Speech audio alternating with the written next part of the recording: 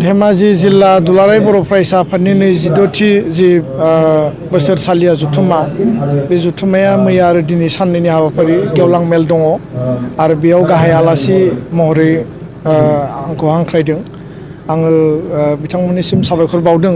जाहाथे नैबे जुथुमानि गेजेरजों फैबाय थानाय समाव धेमाजि जिल्लानि सिङाव थानाय बा रायजो जानाय गासैबो बर' फिसाफोरा गोजोनै खौसेयै रायजो जानो हागोन आरो दुलाराय बर' फरायसा आफादनि जि हाबा मावनाय बर' माहारिबादखौ लानानै बर'नि राव थुनलाइ हारिमु सोलोंथाइखौ लानानै बर'नि जिखिनि जेंना जेंसि दङ बे गासैबो जेंना जेंसिखौ फैबाय थानाय समाव दुलाराय बर' फरायसा आफादा जिखिनि जोंहा मिशननि माने मदनि जे हाबाफारिफोर दङ बा जिखिनि जोंहा लाखानाय एजेन्डा दङ बे थांखिफोरखौ लानानै जाहाथे जिल्ला एबसुआ मोजाङै मावफुंनो हागोन। गोदान कमिटि बेयाव दानाय जादों। बे कमिटिया लकेन बसुमतारिनि दैदेननायाव बिथांखौ आफादगिरि होदों। उदां बि बड'साया गाहाय नेहाथारि आरो गासैबो जिखिनि टिम दङ आं बिथांमोननिसिम साबायखर बावदों। मिजिंथियो फैबाय थानाय समाव बर' कसारि वेलफेयार अट'नमास काउन्सिल जि गोदानै दानो थांगासिनो दङ बे काउन्सिलनि गेजेरजों धेमाजि ओनसोलाव रायजो जानाय बा बिटिआरनि बायजोआव रायजो जानाय गासैबो बर' फिसाफोरखौ लानानै जि सेटेलाइट कनसेप्टनि मोनसे काउन्सिल बे काउन्सिलनि गेजेरजों जोंनि जिखिनि मिजिं आरो आसा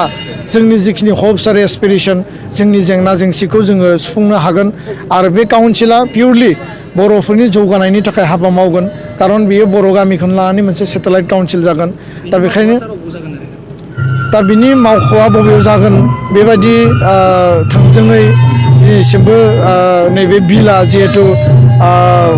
माने आसाम बिधान सभायाव इन्ट्रडिउस जादों बे बिलाव जि लिरनाय दङ बेनो जागोन आरो बे बिलखौ जों दासिमबो नुवाखै। दा बेखायनो जोङो लुबैदों जे बयनिबो माने मोनसे कमन माने इन्टारेस्टआव मोनसे थार जायगायाव मोजां जायगायाव बयबो थांलाय फैलाय खालामनो हानाय कनभिनियेन्सखौ नायगिरनानै जाहाथे मोजां जायगायाव बिनि केपिटेलखौ बानायनाय जाथों आरो बिनि अनगायैबो जिखिनि जोंहा मावनो गोनां हाबाफारिफोर दङ बेखौ जों मावना लानो हाथों। आं मिजिंथियो जे धेमाजि ओनसोलाव बा धेमाजि जिल्लायाव रायजो जानाय बर' फिसाफोरा साफ्रोमबो बर' न'खरा जौगानायखौ मोनथों, न'खराव गोजोन खौसेथि सान्थि फैथों आरो फैबाय थानाय समाव जोंनि गथ' गथायफोरखौ लेखा फोरोंनायनि बेलायाव फरायनायनि बेलायाव बिथांमोननो गियान होनांगौनि बेलायाव जाहाथे जोंनि बिमा बिफाफोरा मोजाङै जोथोन लानो हायो आरो बर' हारिया थांना थानायाव जायफोर जेंना जेंसिजों जोङो मोगा मोगि जानो गोनां जादों बे मोगा मोगि जानो गोनां जानाय गासैबो जेंना जेंसिखौ फैबाय थानाय समाव माहारियारि आफादफोरा खौसेयै ज' लोगो नांनानै खामानि मावनायनि गेजेरजों जोङो जेंनाखौ सुस्रांना लानो हायो आं बेखौनो मिजिंथियो। बिटिआर गोजोन गोरोबथानि गेजेरजों जि स्कुल प्रभिन्सियेलाइजेसननि जि दफा दङमोन बे दफानि जे खामानि बे खामानिया आसाम सरकार आरो बिटिआरनि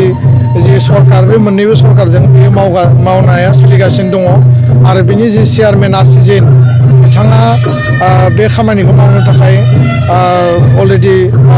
मोनसे मिटिं जिरायबाय। इमिडियेटलि नेक्स्ट मिटिङा जागोन आरो आसामाव जिहेतु प्रभिन्सियेलाइजेसन प्रसेसा सोलिगासिनो रिमेनिं जिखिनि प्रभिन्सियेलाइजेसननि आवथायाव जिखिनि फैनो गोनां दङ